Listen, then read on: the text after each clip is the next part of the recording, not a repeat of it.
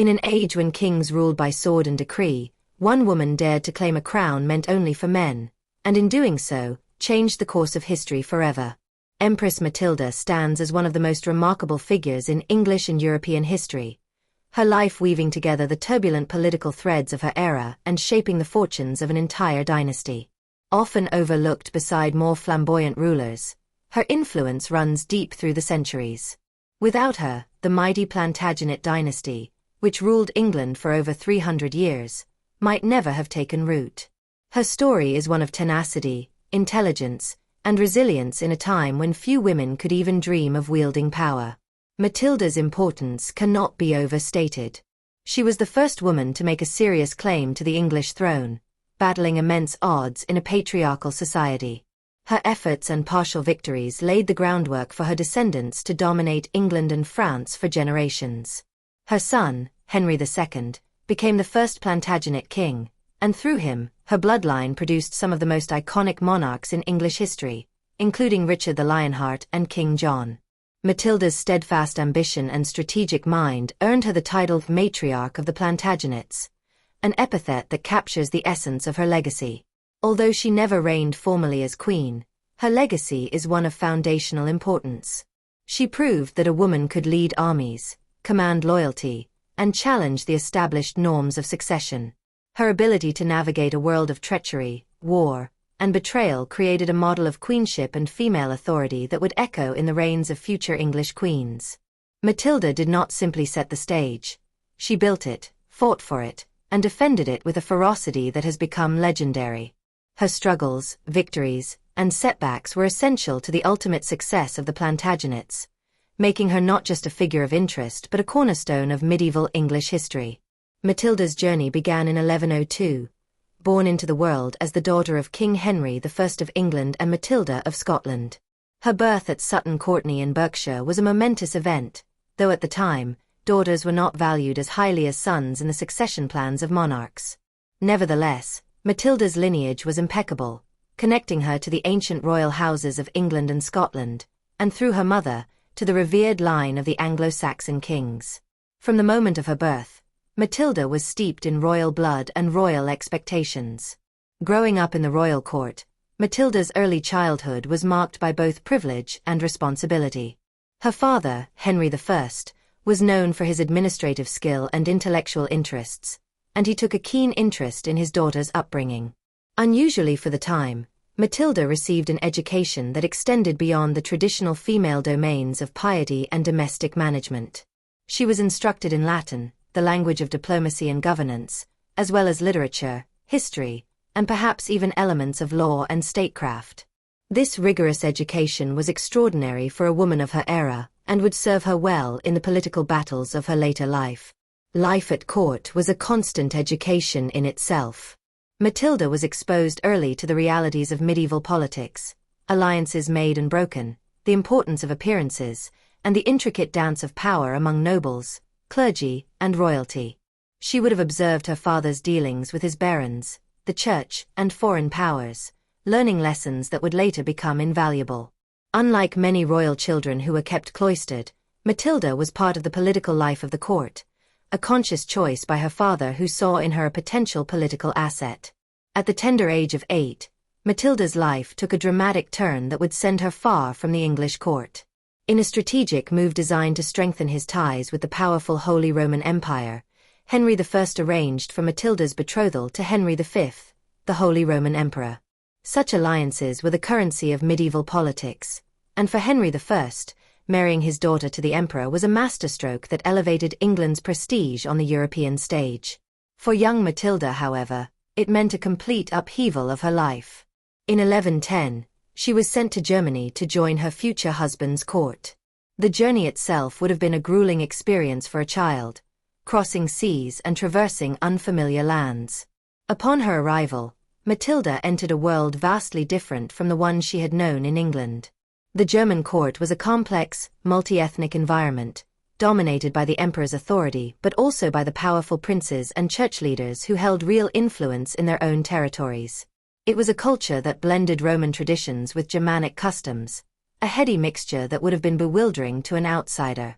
Matilda faced a profound cultural shock. The language, customs, dress, and even religious practices differed from what she had known.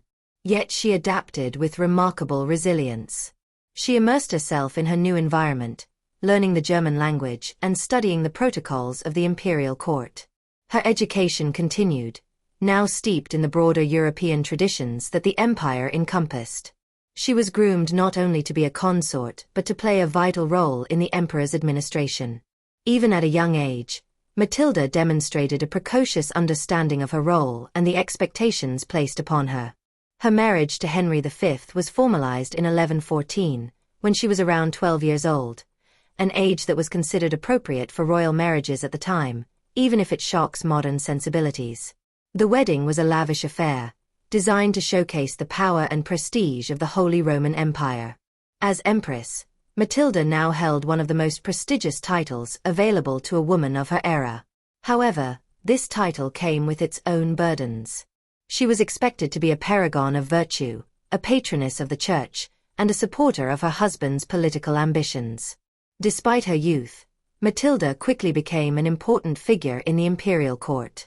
She participated in ceremonies, acted as a diplomatic figurehead, and, on occasion, administered territories in Henry's name. Her time as empress gave her invaluable experience in governance and diplomacy, skills that would later be crucial in her struggle for the English throne. It was during these formative years that Matilda honed her sense of authority and learned to navigate the male-dominated world of medieval politics. Her marriage to Henry V was not without its difficulties. The emperor faced rebellions within the empire and conflicts with the papacy, embroiling Matilda in the complex politics of church and state. She witnessed firsthand the fragile nature of power and the necessity of both force and negotiation. Her status as empress allowed her a degree of influence unusual for a woman, and she did not shy away from using it when necessary.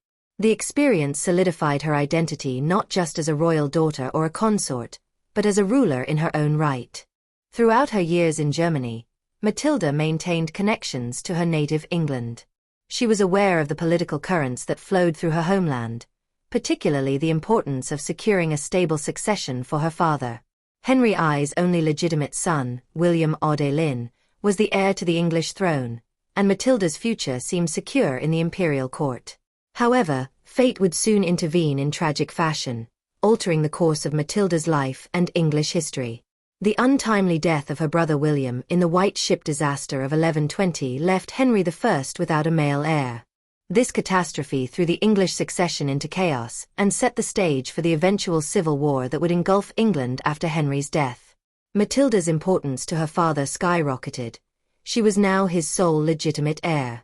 Her status as empress, once a prestigious but politically distant position, suddenly became central to the future of England itself. In the wake of William's death, Henry I began to take steps to secure Matilda's succession. He summoned his barons to swear oaths of loyalty to her as his heir, a move almost unprecedented in English history. While many complied, the underlying unease about female rule simmered beneath the surface. Matilda, though recognized officially as the heir, would face immense resistance when the time came to claim her inheritance. The years she spent as empress had prepared her for the daunting challenges ahead. She had seen the fragility of political alliances, the necessity of strength and diplomacy, and the heavy price of leadership.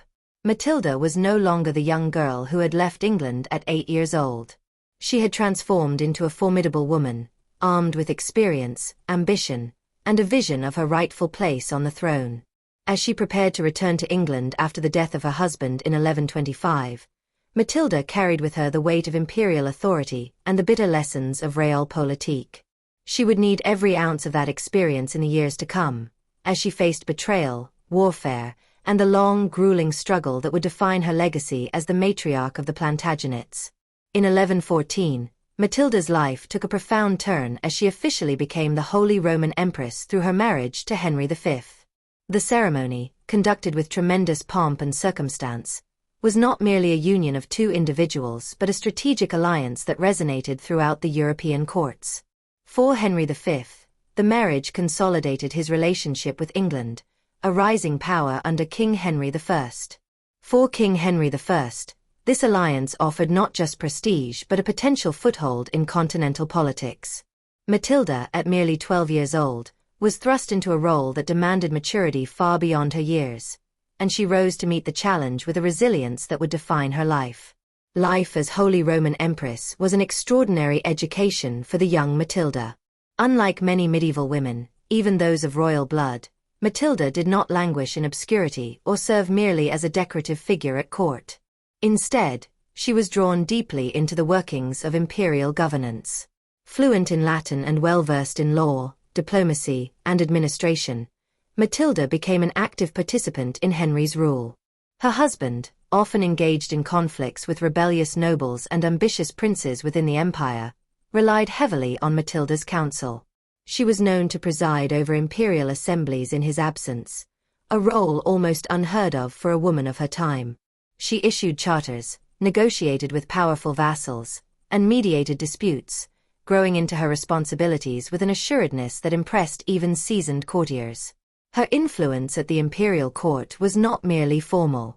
The imperial crown brought her into direct contact with the great figures of European politics, bishops, dukes, and kings, where she learned the subtle dance of diplomacy.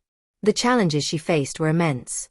The Holy Roman Empire was a complex and often fractious collection of territories rather than a unified state. Matilda had to navigate these tensions carefully, balancing the competing demands of loyalty, ambition, and survival. Her years at court gave her an acute understanding of power, negotiation, and the vital importance of public perception, lessons that would later serve her well in the turbulent politics of England. As Empress, Matilda traveled extensively across the empire, attending diets and synods, and representing Henry at key events. Her presence carried the weight of imperial authority. She learned to speak with confidence, to assert her views even in male-dominated assemblies, and to claim respect based not only on her title but also on her intellect and force of personality. These experiences hardened her character. The young girl who had left England was replaced by a formidable woman, conscious of her rights and determined to secure her place in history. However, her life took a dramatic and sorrowful turn in 1125 with the death of Henry V. Widowed at 23, Matilda faced a precarious future. The title of Empress remained hers, but without her husband's power, her position at the imperial court became increasingly untenable.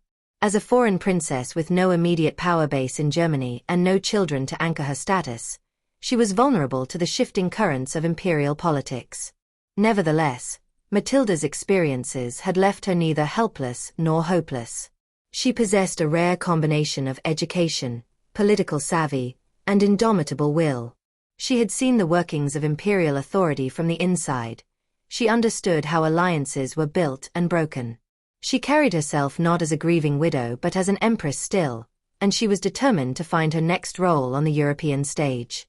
When Matilda reflected on her youth, it was clear she recognized that her upbringing had been exceptional. Few women were prepared as rigorously for leadership. Her education had taught her to read charters, draft legal documents, and debate complex theological points with learned clerics. Her time in Germany had shown her the ruthless pragmatism needed to maintain power. These were not lessons easily forgotten. Instead of retreating into private life, Matilda prepared to return to England, to her father's court, where new challenges and new opportunities awaited her. In 1125, after over a decade abroad, Matilda returned to England. The journey back to her homeland was not merely a homecoming. It was a calculated move by her father, Henry I, who now faced a critical issue, the succession to the English throne. His only legitimate son, William Audelin, had perished in the tragic White Ship disaster in 1120, leaving Henry without a male heir. Matilda's return was thus laden with political significance. She was no longer just his daughter, she was his designated successor, the link through which his dynasty would continue. At the English court, Matilda found herself once again at the center of political maneuvering. Henry's strategy was clear: secure his daughter's future and, through her, the future of his kingdom. He extracted oaths of loyalty from his barons, compelling them to recognize Matilda as his heir. Yet, even with these pledges, Henry understood the fragility of her claim. In a patriarchal society where rule by women was almost unthinkable, Matilda's position needed further reinforcement. Henry quickly realized that his daughter must remarry, not just to secure the line of succession through children, but to forge a strategic alliance that could defend her rights after his death. The man chosen for this task was Geoffrey Plantagenet, the teenage heir to the county of Anjou. The match was highly political. Anjou was a significant power in France, and an alliance with Geoffrey's house would strengthen England's position against rivals like Normandy and France itself. For Matilda, however, the prospect of marriage was far from appealing. At 25, she was being asked to marry a boy of 13. The age gap was substantial, and the personal incompatibility between them quickly became evident. Matilda, accustomed to the gravitas and sophistication of imperial court life, found Geoffrey immature and lacking in the refinement she associated with rulers. He, in turn, found her haughty and difficult. Their personalities clashed almost from the beginning, and the marriage was marked by frequent tensions and arguments. Nonetheless, Matilda was pragmatic. She understood that this union was vital for the security of her claims. She approached her new marriage with the same political mindset that had served her well as empress. It was a partnership forged not out of affection but necessity. Matilda and Geoffrey's marriage bound two powerful houses together, creating the foundation of what would later be known as the Angevin Empire, a realm stretching from Scotland to the Pyrenees. The early years of their marriage were difficult. Matilda struggled to adjust to life in Anjou, far removed from the courts of England and Germany where she had once reigned. Her status was ambiguous. She was a former empress, yet she was expected to serve the political ambitions of her young husband and his father. Moreover, the couple's personal difficulties often spilled over into political disputes. There were periods of estrangement, with Matilda returning to her father's court in England, only to be pressured into reconciliation for the sake of the alliance. Despite these challenges, Matilda remained steadfast. She bore Geoffrey 3 sons, including the future King Henry II of England, ensuring the continuation of her lineage. Each child strengthened her political position, weaving the Plantagenet dynasty more firmly into the fabric of European nobility. Through these trials, Matilda's resilience only deepened. She had faced widowhood, political isolation, and a difficult remarriage, yet she continued to act with a sense of destiny. Her understanding of governance, her command of legal and diplomatic language, and her refusal to submit to the prejudices of her time made her a figure unlike any other in the medieval world. She was not merely a pawn in the games of kings, she was a player in her own right. The strategic marriage to Geoffrey Plantagenet ultimately achieved the goals that Henry I had envisioned. It created a formidable alliance that would enable their son to claim not only England but vast territories in France. Matilda's role in shaping this future cannot be overstated. Without her determination to uphold her rights, without her willingness to endure personal unhappiness for the sake of political necessity, the Plantagenet dynasty might never have risen to dominate Europe for centuries to come. Thus, by 1128, Matilda stood as one of the most remarkable women of her age. She had been a child bride, an empress, a widow, a political exile, and now the linchpin of a dynastic strategy that would change the course of European history.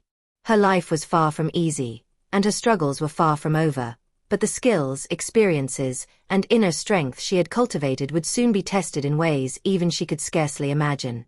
In November 1120, a single catastrophic event would alter the course of English history forever. The White Ship, considered the finest vessel of its time, set sail from Barfleur, carrying the young and promising heir to the English throne, William Audelin, along with a large number of noble youths, the future leadership of England. The night was cold, the seas deceptively calm, and the passengers, confident and joyful after heavy feasting and drinking, were eager to make a quick crossing to England. Disaster struck shortly after departure. The White Ship struck a submerged rock and, within moments, began to sink. In the chaotic darkness, few survived. William Audelin, despite initially escaping on a small boat, turned back in an attempt to rescue his half-sister, and in doing so, he too was swallowed by the freezing waters of the Channel. The loss of William Audelin triggered a profound succession crisis in England. King Henry I, who had spent his reign solidifying royal authority and ensuring the stability of his lineage, found himself bereft of a legitimate male heir. The death of so many noble scions alongside William further destabilized the noble class, creating a vacuum of power and ambition that would fester for years to come. Henry's grief was overwhelming, but his duty as monarch necessitated swift action. England, which had enjoyed relative peace under his strong rule, now faced uncertainty. Determined to secure the future of his dynasty, Henry turned to his surviving legitimate child, his daughter Matilda. Henry's strategy became clear. He would make Matilda his heir, despite the rarity and discomfort with the idea of a female monarch in a world dominated by martial values and male inheritance laws. In 1126, Henry summoned the leading barons and clergy of England and Normandy to his court. There, they were compelled to swear an oath of allegiance to Matilda as Henry's rightful successor.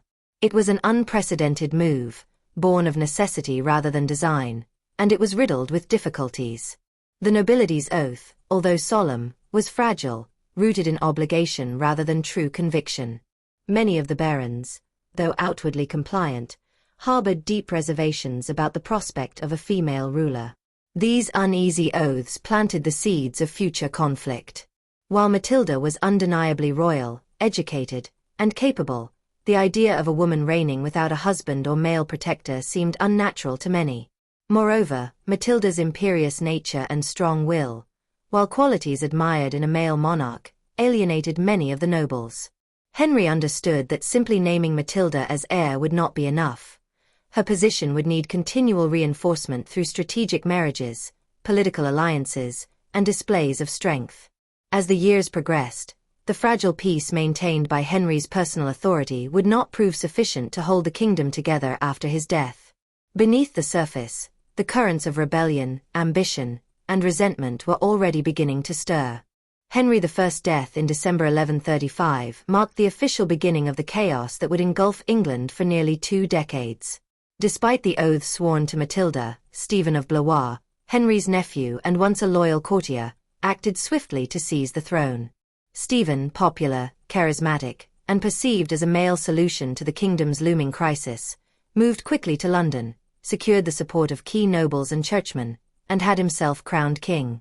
In doing so, he betrayed his oath to Matilda and set the stage for a brutal and prolonged civil war known as the Anarchy. Matilda, residing at the court of her half-brother Robert of Gloucester in Normandy at the time of her father's death, reacted with fury and disbelief. The betrayal cut deeply, not merely because of Stephen's actions but because of the ease with which the English barons abandoned their sworn promises. Matilda was not merely fighting for her own rights. She saw herself as the guardian of her father's legacy and the lawful order he had so carefully constructed. Her claim was rooted in legitimacy, principle, and pride. The outbreak of civil war was inevitable. England, fractured by competing loyalties and personal ambitions, slid rapidly into chaos. Matilda's cause, initially appearing weak against Stephen's established position, slowly began to gather strength. Political alliances formed and dissolved with dizzying speed. Matilda's half-brother Robert of Gloucester proved her most steadfast ally, commanding significant military resources and personal loyalty. Other key supporters included influential nobles dissatisfied with Stephen's rule, which grew increasingly ineffectual and arbitrary as the conflict dragged on. Matilda's arrival in England in 1139 marked a turning point. She landed on English soil with a small force, her resolve hardened by years of political struggle and personal hardship. Her cause was just, but the path to victory was fraught with peril. Early victories, such as the capture of Stephen himself at the Battle of Lincoln in 1141, seemed to herald her ultimate triumph. With the king imprisoned, Matilda made her way to London, where she planned to have herself crowned queen. However, her imperious demeanor and perceived arrogance alienated the citizens and nobility of London, who rose in revolt against her before the coronation could take place. Forced to flee the city in humiliation, Matilda's hopes for a swift victory were dashed. Despite this setback, Matilda's military campaign continued with varying fortunes. Her forces maintained control over much of the west of England, particularly in the strongholds of Bristol and Gloucester. Meanwhile, Stephen's supporters regrouped and fought fiercely to restore him to the throne. In an extraordinary turn of events later in 1141, Matilda's forces were forced to release Stephen in a prisoner exchange after her half-brother Robert was captured. The stalemate deepened, and the conflict settled into a grinding war of attrition. Throughout the years of the Anarchy, England suffered terribly. Lawlessness became rampant, castles sprung up without royal permission, and the common people bore the brunt of the violence and instability. Chroniclers of the time spoke of the land being filled with cruel men, who plundered the land and robbed the people. Yet amidst this bleakness, Matilda displayed remarkable resilience and leadership. She governed her territories with a firm hand, maintained the loyalty of her core supporters, and never abandoned her claim, despite the immense personal cost. Matilda's struggle for the crown was not merely a dynastic squabble. It was a clash of principles, a battle over the very nature of kingship and legitimacy. In her, England saw a ruler who believed deeply in the sanctity of lawful succession and the importance of royal authority, even as the very fabric of that authority was being shredded by the realities of medieval politics and warfare. Her ambition, often criticized by her enemies, was underpinned by a sense of duty and destiny. Despite her best efforts, Matilda never managed to secure the throne outright. Yet her perseverance laid the groundwork for the eventual success of her lineage. Her son, Henry of Anjou, inherited not only her claim but also her determination and political acumen. Through tireless negotiation and shifting alliances, Matilda prepared the path for Henry's eventual accession as King Henry II, thereby founding the powerful Plantagenet dynasty that would dominate England for centuries. In the end, Matilda's role in history is a testament to the complexity of medieval politics, the perils of female ambition in a patriarchal world, and the enduring power of lawful authority against the forces of chaos and betrayal. Though her bid for the throne ultimately failed, her legacy reshaped the destiny of England, and her example of unyielding resolve continues to echo through the ages. The year 1141 was a pivotal moment in the long and painful civil war that engulfed England during the period known as the Anarchy. At the heart of these turbulent times stood two powerful figures: King Stephen, who had seized the throne despite his cousin Matilda's legitimate claim, and Matilda herself, whose determination to reclaim her birthright had thrown the kingdom into chaos. The confrontation between these two rivals reached a dramatic climax at the Battle of Lincoln in February 1141. The battle was a culmination of mounting tensions. Stephen had underestimated the gathering forces aligned against him. A formidable army, commanded by Robert of Gloucester, Matilda's half-brother and chief military supporter, along with Ranulph of Chester and other powerful nobles, marched on Lincoln. Stephen's loyalists fought valiantly, but they were overwhelmed by the superior coordination and numbers of Matilda's faction. Stephen was eventually captured during the battle after fighting fiercely, wielding his sword until it broke in his hand. His imprisonment marked a stunning reversal of fortune and momentarily tilted the balance of power in Matilda's favor. With Stephen incarcerated, Matilda moved quickly to consolidate her newfound advantage. She was now the de facto ruler of England, an extraordinary position for a woman in a male-dominated feudal society. However, Matilda's path to securing the crown was far from smooth. Though she controlled Stephen himself and much of the kingdom's machinery of governance, she still needed formal coronation in London to be recognized as the legitimate monarch. It was here that her difficulties truly began to surface.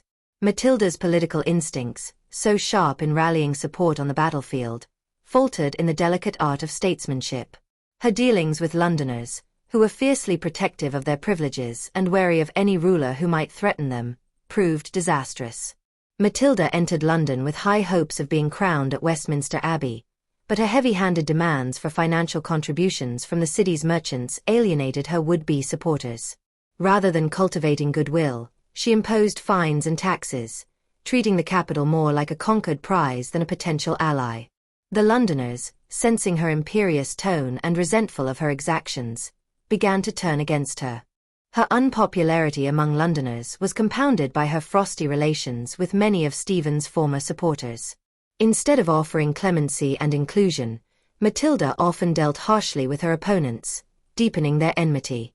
Even members of the church, who had initially seemed willing to support her, began to waver. Bishop Henry of Winchester, Stephen's brother and papal legate in England, who had previously declared support for Matilda, withdrew it under pressure from dissatisfied nobles and the London populace. His defection marked a crucial loss. Without the church's firm backing, Matilda's claim looked increasingly precarious. Before Matilda could be crowned, an uprising erupted in London. The citizens, fueled by resentment and encouraged by Matilda's enemies, rose up in rebellion. Forced to flee the city, Matilda's dream of official coronation and uncontested rule collapsed in a matter of days. She retreated westward, her forces dispersing, her authority slipping from her grasp. Meanwhile, Stephen's loyalists, who had suffered a serious blow with their king's capture, regrouped around a new figurehead, Stephen's wife, Queen Matilda of Boulogne. A capable and determined woman, she rallied Stephen's supporters, organized resistance, and pressed for her husband's release. The momentum that had momentarily favored Matilda now began to shift once again. Throughout 1141 and into 1142, the conflict dragged on, marked by sieges, skirmishes, and shifting alliances. Matilda's cause suffered a further severe setback later in 1141, when Robert of Gloucester was captured in a battle near Winchester. In a negotiated exchange, Stephen was released from captivity in return for Robert's freedom. With Stephen back at liberty and reclaiming his kingship, Matilda's position grew ever more precarious. By 1142, Matilda found herself under constant pressure. She had retreated to Oxford Castle, a vital stronghold situated in the heart of England. From this position, she tried to maintain her dwindling influence, rallying her supporters and continuing her claim to the throne. Stephen, however, determined to stamp out her resistance once and for all, marched on Oxford with a considerable army. Upon arrival, he laid siege to the castle, cutting it off from outside support. The siege of Oxford was brutal. Stephen's forces encircled the castle with fortified works, preventing supplies and reinforcements from reaching Matilda and her garrison. Winter closed in, and conditions inside the castle deteriorated rapidly.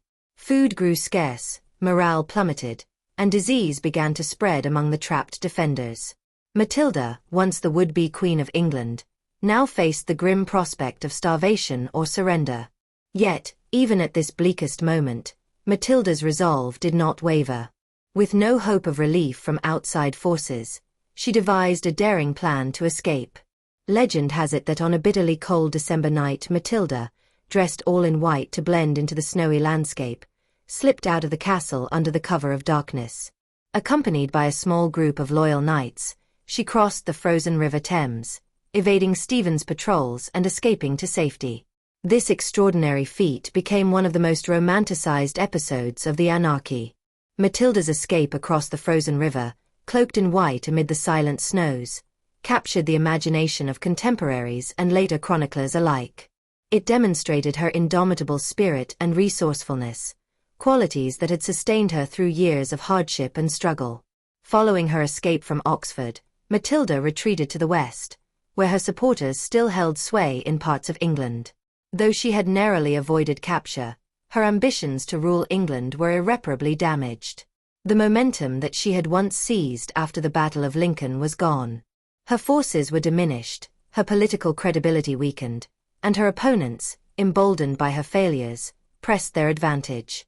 Stephen, though unable to completely destroy Matilda's resistance, re-established his authority over much of the country. Nevertheless, England remained fragmented, a land riven by private wars, shifting allegiances, and lawlessness. The anarchy dragged on for years, exacting a heavy toll on the population. Castles sprang up like weeds across the countryside, each a symbol of a local lord's power and defiance, while the common people bore the brunt of the suffering. Matilda would never again come so close to wearing the English crown. Yet she refused to abandon her cause entirely. She continued to support the ambitions of her son, Henry, who had grown up during these years of turmoil. Matilda's struggles laid the foundation for his eventual success, for though she would not become queen, her son would one day rule England as Henry II, founding the Plantagenet dynasty. The siege of Oxford and Matilda's dramatic escape symbolized the wider themes of the anarchy: the fluid fortunes of war, the crucial role of personality in politics, and the resilience of those who, despite crushing setbacks, refused to surrender their claims. In the midst of a country torn apart by civil war, Matilda's determination shone brightly, even as the world around her descended into chaos and suffering. Her adversaries may have denied her the crown, but they could never extinguish the fierce spirit that had driven her to challenge the entrenched norms of her time. In an era when kingship was a male prerogative, Matilda had dared to stake her claim and had come within a hair's breadth of success. Her escape from Oxford would become a lasting testament to her courage, ingenuity, and the high cost of ambition in a land ruled by sword and intrigue. Matilda of England remains a fascinating figure in the annals of medieval history, a woman whose claim to the throne was not only legitimate but, in many ways, uncontested by the standards of lineage. Yet despite her formidable lineage, undeniable intelligence, and dogged determination, Matilda's quest for the English crown was ultimately thwarted. Her leadership style, the societal constraints of gender expectations, her dealings with the powerful men of her time, and the political and cultural climate all played roles in the unfolding of her story. Matilda's leadership style was marked by an unyielding will and an intense sense of her own authority. Raised in the imperial court of the Holy Roman Empire as the wife of Emperor Henry V, Matilda was accustomed to being treated with a level of reverence and deference that was unusual for women in medieval Europe. She internalized the imperial court standards, expecting loyalty and respect as a matter of course. When she returned to England to press her claim, these traits that had served her well as empress became liabilities.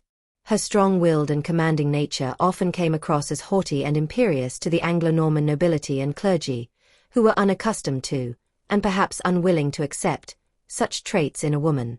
In a society where kings were expected to be both strong and magnanimous, Matilda's insistence on her rights without tempering them with diplomacy alienated many.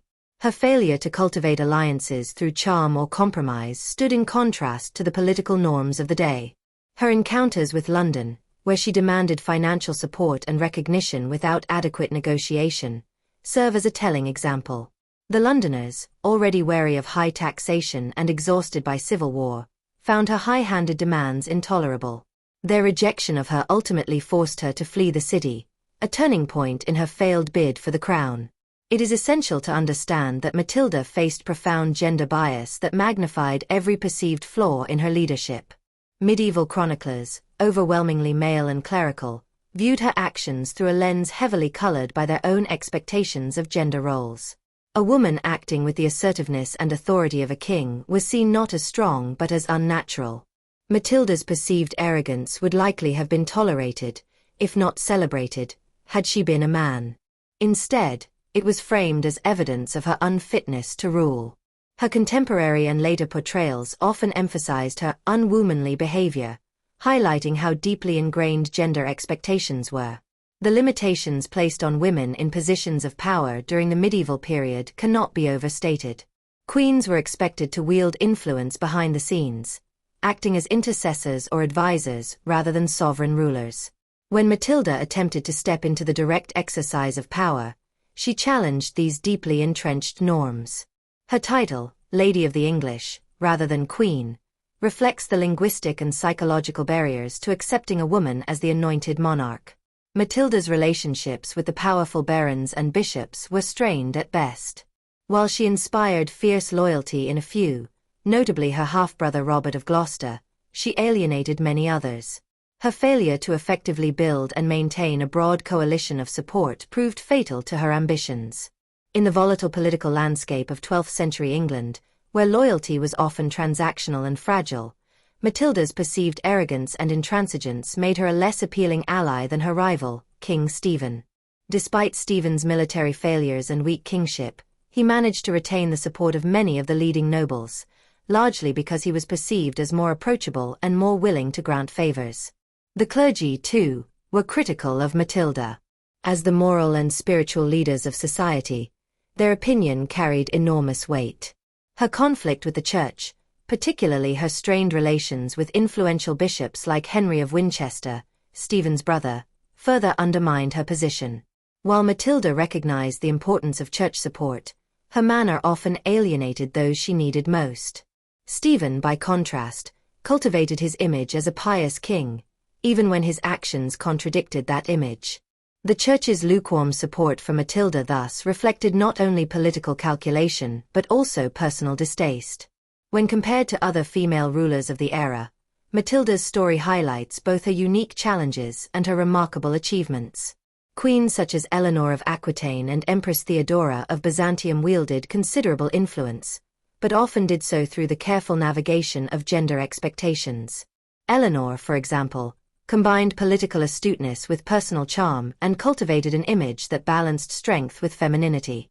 Theodora, operating in a very different cultural context, nonetheless faced similar challenges of legitimacy and used both strategic marriages and public displays of piety to strengthen her position.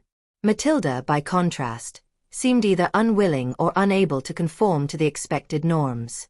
She made little effort to soften her image or to present herself as a mother of the people, a role often expected of medieval queens. Her imperial upbringing perhaps left her ill-prepared to understand the nuances of English political culture, where a ruler's ability to navigate personal relationships was as important as martial strength or legal right. One cannot discuss Matilda's failure to secure the crown without considering the broader political context. The period known as the Anarchy was characterized by widespread lawlessness, shifting alliances, and deep societal exhaustion. The English nobility, clergy, and commons were desperate for stability. Many were willing to support whoever seemed most likely to restore order, regardless of legal right. Stephen's personal charm and willingness to compromise often made him the lesser evil in their eyes. Matilda's rigid insistence on her rights, without the political flexibility necessary to accommodate others' interests, left her isolated at critical moments. Her failure was not one of competence or intelligence but of political style and perception. Matilda was, in many ways, ahead of her time, a woman seeking to rule in a world that was unprepared to accept a female monarch in her own right. Her failure reflects not her personal shortcomings alone, but also the societal structures that deemed her unfit simply because of her sex. It is also important to recognize that despite her personal failure to become queen, Matilda's efforts were not in vain. Her son, Henry Plantagenet, would later ascend the throne as Henry II, founding the Plantagenet dynasty that would rule England for centuries. In this sense, Matilda succeeded in ensuring her bloodline's dominance, even if she did not herself wear the crown. Her perseverance, strategic marriages, and unrelenting assertion of her rights paved the way for her descendants' success. Matilda's legacy is thus complex. She is remembered as a formidable figure, one whose ambition and determination challenged the norms of her society. She has been both vilified and celebrated by historians, her life serving as a testament to the difficulties faced by women who dared to seek power in a world structured to deny it to them. Her story invites reflection on the nature of leadership, the power of perception, and the enduring impact of gender on the exercise of authority. In the end, Matilda's failure to become queen was not a failure of ability but a collision between her unyielding character and a society unready for her. Her story is a poignant reminder that legitimacy and right are often insufficient in the face of entrenched cultural norms and the delicate politics of perception. Despite the obstacles she faced, Matilda's determination and resilience left an indelible mark on English history, ensuring that while she may not have reigned, she was never forgotten. The throne without considering the specific circumstances of the civil war known as the Anarchy. When King Henry I died, he left no surviving male heir, having designated Matilda as his successor. However, the very idea of a female sovereign was unsettling to many of his barons. Stephen of Blois, Henry's nephew, seized the opportunity and quickly moved to claim the throne, securing coronation before Matilda could mobilize sufficient support. Thus began a brutal, drawn-out conflict. Matilda achieved notable military successes. Her forces captured Stephen in 1141, and for a brief period, it appeared that her coronation was imminent. Yet her political missteps, notably her haughty behavior during her stay in London, where she alienated the citizens and the clergy alike, squandered this advantage. She demanded heavy taxation from a weary populace without offering the necessary assurances of stability or clemency. Consequently, the Londoners, who might have accepted her under different circumstances, rose against her, forcing her retreat. The psychological toll of the ongoing civil war on England's nobility further complicated Matilda's efforts. Many barons, exhausted by the unending conflict, prioritized immediate stability over rightful succession. Stephen, despite his military ineffectiveness, was perceived as the lesser of two evils. He was malleable, easy to manipulate, and thus an ideal figurehead for ambitious nobles. Matilda, with her rigid sense of royal authority, was not. Moreover, Matilda's decision to prioritize her own claim over the broader needs of her supporters weakened her position. While she believed unwaveringly in her divine right to rule, the political reality demanded compromise. Unlike successful rulers who could bend with circumstances without appearing weak, Matilda's steadfastness often appeared stubborn and detached. Her inability to evolve her leadership style in response to changing conditions was a critical factor in the erosion of her support. Her queenship never fully materialized because her personality, while admirable in its resilience, did not align with the complex demands of a ruler in wartime England. Ruling required not just the assertion of right but the cultivation of goodwill. Matilda could command respect, but she struggled to inspire loyalty and affection. Her contemporaries valued consensus and personal bonds, particularly in a society where written laws and bureaucratic governance were limited. Matilda's autocratic tendencies, shaped by her experiences in the Holy Roman Empire, clashed with the more decentralized, relational politics of England and Normandy. Furthermore, the role of fate and circumstance cannot be ignored. Matilda operated in a world where deep-seated gender biases stacked the deck against her from the outset. Her failures were magnified, her successes minimized. Chroniclers seized upon every moment of imperious behavior as confirmation of her unfitness, creating a narrative that persisted even when historical facts suggested a more complex reality. When Matilda's fortunes declined, she shifted her ambitions toward ensuring the future of her son, Henry. She refocused her energies on securing his inheritance, recognizing that her own claim had become untenable. Through negotiation, alliances, and careful planning, she laid the groundwork for Henry's eventual ascension as King Henry II. In this sense, Matilda's legacy is one of ultimate success, achieved not through personal coronation but through the establishment of a dynasty. In the final analysis, Matilda was a victim of her time as much as her temperament. She fought with extraordinary tenacity against the dual forces of political rivalry and societal prejudice. Her story offers profound insights into the difficulties faced by women who dared to wield power in a world unready to accept them. Though she never wore the English crown, Matilda paved the way for future queens and set a precedent that would echo down the centuries. Her life remains a testament to both the possibilities and the limits of female ambition in medieval Europe. Matilda's greatest legacy was not her own failed bid for the English throne but the success of her son, Henry, who would go on to become Henry II, one of England's most powerful and influential monarchs. The birth of Henry in 1133 at Le Mans was a pivotal moment, not just for Matilda personally but for the dynastic ambitions she carried after the death of her father, King Henry I. From his earliest days, Henry was the embodiment of her hopes and plans.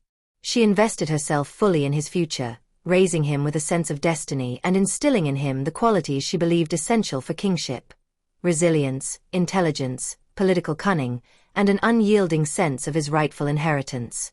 Matilda's role in grooming Henry for kingship was thorough and deliberate. She ensured he received an education befitting a monarch, emphasizing both the practicalities of rule and the higher ideals of governance.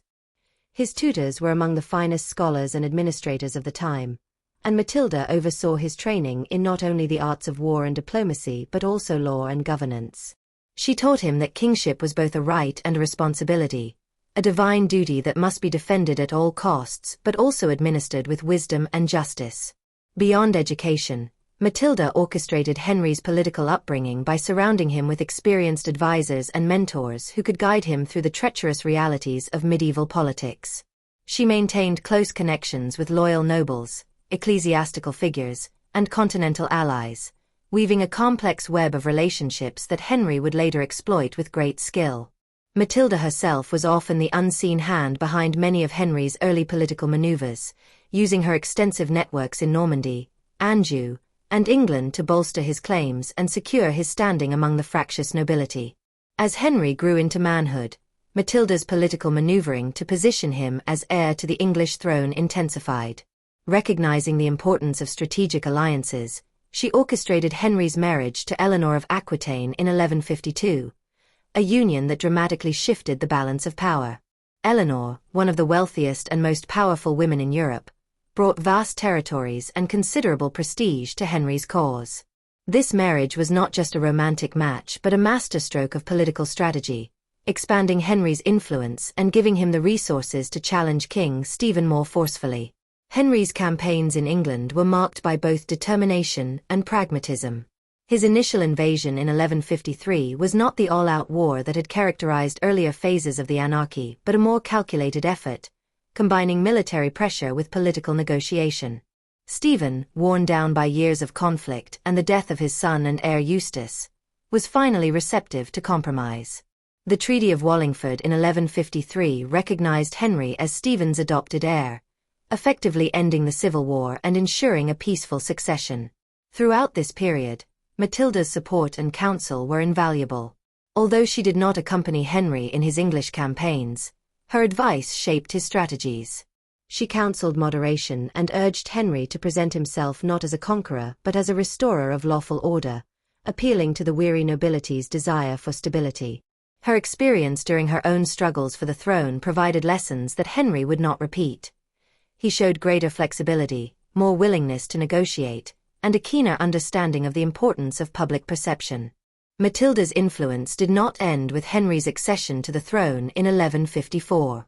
In many ways, her political career entered a new phase, one marked by subtlety and behind-the-scenes diplomacy. While Henry took the formal reins of power, Matilda continued to shape the broader political landscape, especially in Normandy and Anjou. She assumed a semi-retired position, but it was far from a withdrawal from public life. Instead, she transitioned into a role that combined governance, diplomacy, and maternal counsel, acting as one of Henry's most trusted advisors. From her base in Normandy, Matilda managed critical aspects of the Anglo-Norman administration. Her authority was recognized formally and informally. She issued charters, resolved disputes, and maintained correspondence with key figures across Europe. Her governance was characterized by a pragmatic and conciliatory approach, seeking to consolidate Henry's gains and prevent the kind of internecine strife that had plagued her own generation. In many ways, she served as a stabilizing force, smoothing over the political tensions that inevitably arose in such a vast and diverse empire. One of Matilda's most important roles during her later years was as a diplomat. She corresponded frequently with the papacy, advocating for Henry's interests and mediating disputes that could have endangered his rule. Her letters reveal a sophisticated grasp of international politics and a deft ability to present arguments in ways that appeal to both religious and secular sensibilities. In an age where communication was slow and personal relationships were paramount, Matilda's status as a respected elder stateswoman gave her immense influence. Her correspondence was not limited to the papacy. She maintained contact with major European courts, acting as an informal ambassador who could negotiate on behalf of her son without the risks that a formal diplomatic mission might entail. Her relationships with the courts of France, the Holy Roman Empire, and the various principalities of the Low Countries were instrumental in securing alliances, averting conflicts, and enhancing Henry's prestige. Despite her semi-retirement, Matilda continued to wield significant influence in English and Norman politics. She remained engaged in the great issues of the day, offering advice on matters ranging from taxation policy to ecclesiastical appointments. Her guidance was especially important in the delicate balancing act between the English crown and the powerful English church, whose support had been crucial in Henry's ascent and whose opposition could still prove dangerous. Matilda's later years were not without personal challenges. She occasionally clashed with Henry, particularly when his policies diverged from the principles she had instilled in him. Their relationship, though deeply affectionate and mutually respectful, was also marked by the natural tensions that arise between strong-willed individuals. Nonetheless, they shared a fundamental understanding of the precariousness of power and the need for constant vigilance in its maintenance. By the time of her death in 1167, Matilda had achieved what she had fought for her entire life, albeit indirectly. Through her son, she had restored the legacy of her father, King Henry I, and established a dynasty that would rule England for centuries. The Plantagenet dynasty, which Henry II founded, traced its legitimacy directly to Matilda's unyielding assertion of her rights. Every English king from Henry II onward would owe his crown, in part, to her determination and resilience. Matilda's death did not mark the end of her influence. Her memory endured in the policies, traditions, and structures that she helped create. Henry II continued to rely on the lessons she had taught him, and her example informed the reigns of subsequent monarchs. Even beyond England, Matilda's legacy could be felt in the evolving attitudes toward female authority. While her own queenship had been thwarted by societal prejudice and political realities, she had demonstrated that a woman could exercise power effectively, intelligently, and honorably. Historians have often judged Matilda harshly, focusing on her perceived arrogance and political missteps. Yet a more nuanced view recognizes the extraordinary challenges she faced and the remarkable achievements she secured. She navigated a world that was almost uniformly hostile to female rulers, where even her smallest actions were scrutinized and often condemned simply because she was a woman. Despite this, she fought not just for herself but for a vision of legitimate succession and stable governance. Her life was marked by struggle, sacrifice, and, ultimately, triumph. Not the personal triumph of a crowned queen but the dynastic triumph of a line that would dominate English history for generations. Matilda's story is one of resilience against overwhelming odds, of strategic acumen masked by the biases of contemporary chroniclers, and of a mother's enduring commitment to her son's success.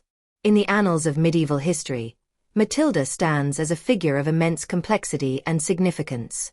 Her leadership style, shaped by both her imperial upbringing and her brutal experiences during the Anarchy, combined toughness with vision. Her political instincts, though sometimes blunted by her personality, were generally astute.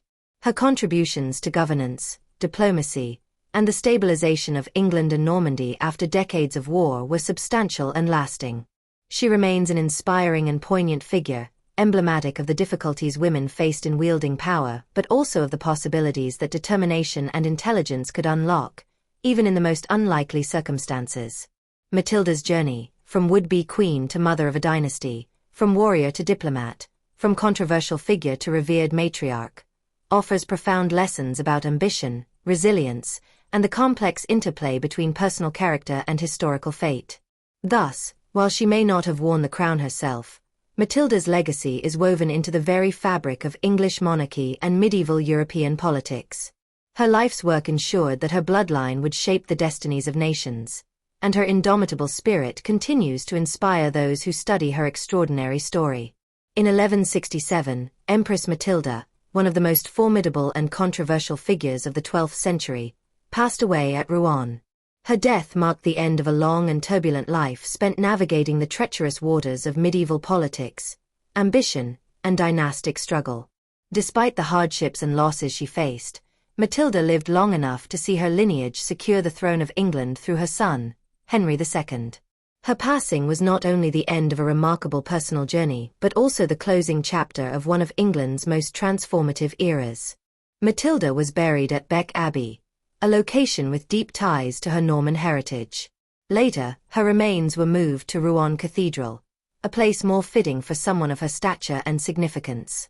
Her tomb was inscribed with a striking epitaph that summed up her extraordinary life: great by birth, greater by marriage, greatest in her offspring. These words capture the essence of her legacy: born the daughter of a king, married to an emperor, and mother to one of England's greatest monarchs. Her life had been a chain of profound achievements and relentless struggles, and even in death, Matilda's story continued to evoke awe and reflection. The immediate legacy of Matilda was heavily shaped by the civil war known as the Anarchy, a period that had left England fractured and war-torn. Though she had not succeeded in becoming queen regnant during her lifetime, her efforts ensured that her bloodline remained firmly entrenched in the English monarchy. Through Henry II, she initiated the Plantagenet dynasty, which would rule England for over 3 centuries and dramatically shape the history of Europe. Medieval chroniclers offered a mixed portrayal of Matilda. Contemporary writers often depicted her as proud, overbearing, and unwomanly, criticizing her assertiveness and determination. Much of this negative depiction can be attributed to the gender expectations of the time. A woman who exhibited the same qualities admired in male rulers, such as resolve, ambition, and political astuteness, was often harshly judged. Chroniclers like William of Malmesbury, who had some sympathy for Matilda, still acknowledged her faults while emphasizing her rightful claim to the throne and her courage. Others were less kind, portraying her as haughty and autocratic, traits considered unacceptable in a woman.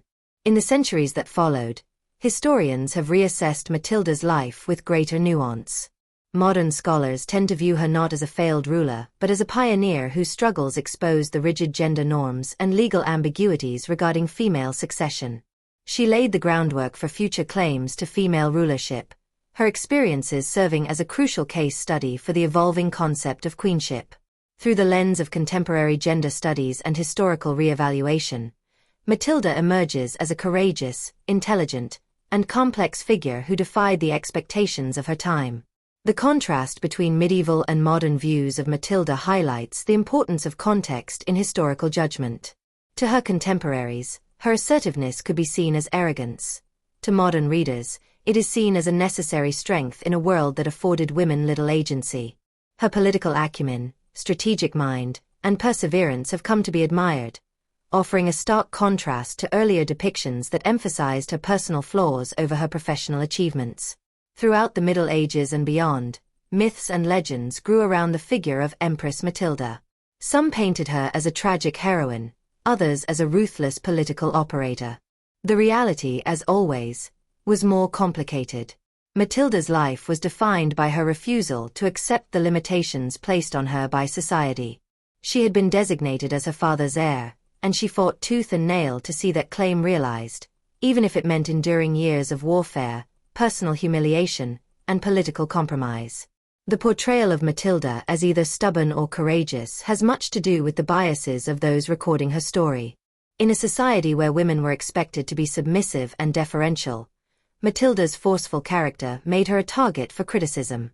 Her refusal to be queenly, in the traditional passive sense, alienated many of her contemporaries, who were unprepared for a woman who demanded authority rather than requesting it. Gender played an undeniable role in shaping Matilda's legacy. Had she been a man, her assertiveness would likely have been praised as rightful kingship. Instead, she was vilified for qualities that would have been celebrated in a male ruler. Her failures were attributed to personal defects rather than to the structural inequalities she faced. Even the language used to describe her, proud, arrogant, high-handed, reflects a deep-seated discomfort with women in power. Comparing Matilda with later female rulers such as Eleanor of Aquitaine and Elizabeth I reveals both the challenges she faced and the doors she helped to open. Eleanor, who lived through much of the same period and was herself an immensely powerful queen, was able to navigate the treacherous waters of political life partly because figures like Matilda had already challenged the norms. Eleanor's success as queen consort of France and England, and her political maneuvering during her son's rebellions, echoed Matilda's own struggles. Elizabeth I, who reigned several centuries later, benefited from an environment that, while still deeply patriarchal, had at least grappled with the idea of female sovereignty. Elizabeth famously emphasized her kingly qualities, portraying herself as a monarch in a man's body to reassure her subjects.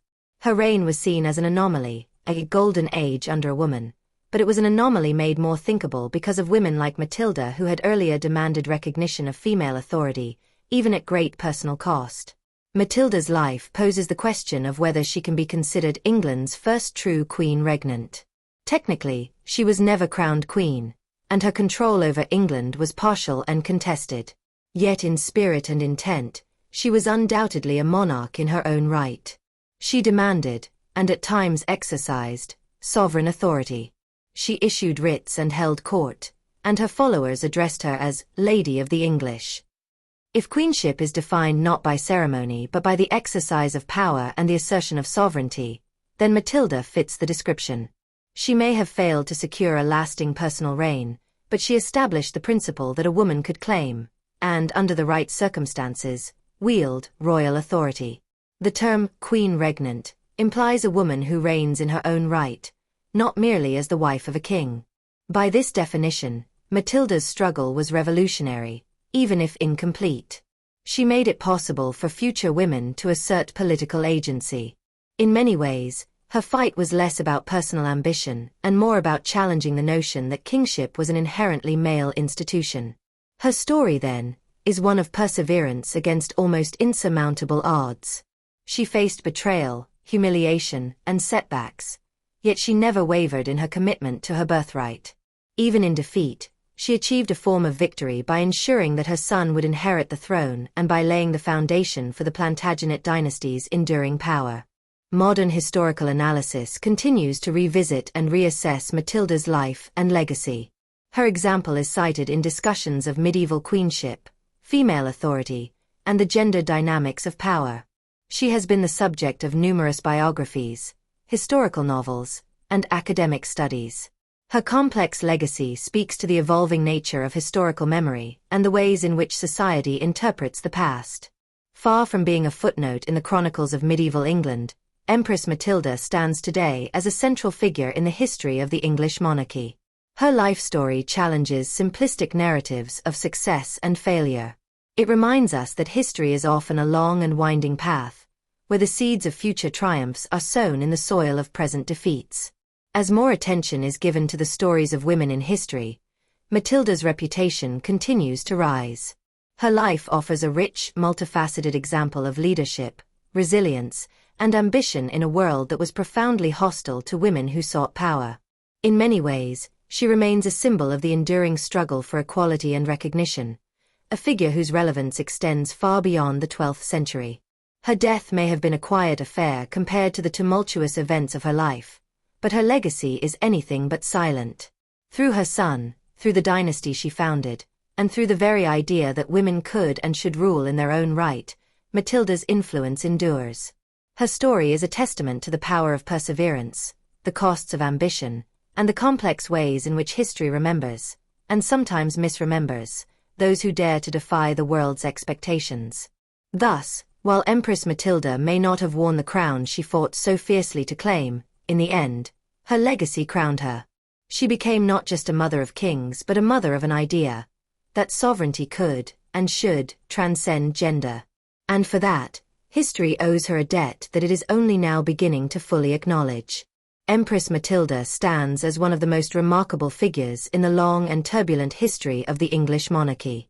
Her life was a testament to extraordinary ambition, resilience, and strategic prowess in a world where female authority was not just rare but often resisted with deep suspicion.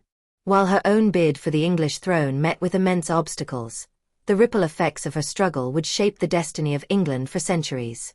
Matilda's efforts did not only ensure the continuation of her family's claim but fundamentally altered perceptions of royal succession, governance, and the role of women in power. At the heart of Matilda's legacy is her role as the matriarch of the Plantagenet dynasty, a lineage that would dominate English politics for over 3 centuries. Her marriage to Geoffrey of Anjou, though initially politically motivated, bore significant fruit. Their union produced Henry II, whose accession to the throne marked the beginning of the Plantagenet rule. Henry's reign ushered in a period of relative stability after the Anarchy of Stephen's reign, a period that had been characterized by civil war and near-complete collapse of royal authority. Without Matilda's unyielding pursuit of her rights and the rights of her progeny, it is likely that the Plantagenet dynasty, and thus much of England's medieval future, would have looked very different. Matilda's perseverance through adversity set a precedent that extended far beyond her own lifetime. Her refusal to accept a subordinate position simply because she was a woman carved a path for future female claimants and rulers. Although she never wore the crown herself, her son's successful reign was a direct result of the groundwork she had painstakingly laid, both politically and militarily. Her careful negotiation of alliances, her strategic retreats, and her occasional displays of ruthlessness were not mere acts of personal survival, they were acts of dynasty building. By securing her son's position, Matilda effectively redefined the monarchy's stability in a time when the very concept of centralized royal power had been deeply shaken. Matilda also helped reshape ideas about female rulership in a profoundly patriarchal society. At a time when women were generally expected to exercise authority only through their male relatives, Matilda asserted her own rights based on her lineage and her capability. Her insistence on being recognized as empress, not merely as a queen, was not just a nod to her former title as consort of the Holy Roman Emperor but also a deliberate assertion of her sovereignty and political stature. She demanded, and at times commanded, the loyalty due to a monarch, challenging the notion that rulership was inherently masculine. Over time, her story became a touchstone for discussions about women and power. Future rulers like Eleanor of Aquitaine, who navigated their own complicated paths through the male-dominated political world, owed a debt to Matilda's example. Much later, figures like Elizabeth I could look back to Matilda as an early demonstration that political authority was not the exclusive province of men. Though Elizabeth reigned centuries after Matilda's death, the principle that a woman could rule by right, not just through marriage or regency, had been irrevocably advanced by Matilda's career. Matilda's impact extended beyond the political and into the symbolic. She became a figure around whom ideas of legitimacy, inheritance, and gender were debated. The chroniclers of her own time, many of them clerics steeped in a culture that viewed female authority with suspicion, often depicted her as proud, overbearing, and unfeminine. Yet even in these negative portrayals, there is an underlying recognition of her formidable abilities. In modern historiography, Matilda has been reassessed as a figure of courage, resilience, and extraordinary political acumen, qualities that were often deliberately downplayed by her contemporaries. In many ways, Matilda was a woman ahead of her time, refusing to be limited by the expectations placed upon her gender. Her political strategies, her personal ambitions, and her unshakable belief in her right to rule were not the traits of an opportunist but of a visionary. She saw a world where birthright and competence could, and should, triumph over gendered norms. That she ultimately did not ascend the throne herself is less important than the fact that she fought for it with a determination that compelled others to acknowledge her legitimacy, even if grudgingly. The story of Empress Matilda is not merely a chapter in medieval history. It is a vital strand in the broader tapestry of England's national story. Her life intersected with major shifts in governance, law, and societal structure. Her legacy can be seen not just in the reign of her son Henry II, but in the evolution of English constitutional thought, the development of royal authority, and the slow but inexorable recognition of women's potential to lead. In retrospect, Empress Matilda's contributions to the monarchy and to the idea of female rulership loom large. She transformed personal struggle into dynastic victory, laying the foundations for one of the most influential royal houses in European history. Her story, once clouded by the biases of medieval chroniclers, now shines as an inspiring narrative of perseverance, leadership, and vision. In refusing to accept the limitations imposed upon her, Matilda not only secured her family's future but also expanded the realm of possibility for the women who would follow. Her spirit resonates through the ages, a testament to what can be achieved when determination, intelligence, and an unyielding sense of purpose come together. Empress Matilda was more than a claimant to the throne. She was a force that helped redefine it. In doing so, she carved her name indelibly into the annals of history as the true matriarch of the Plantagenets and a woman whose influence echoes far beyond her own turbulent lifetime.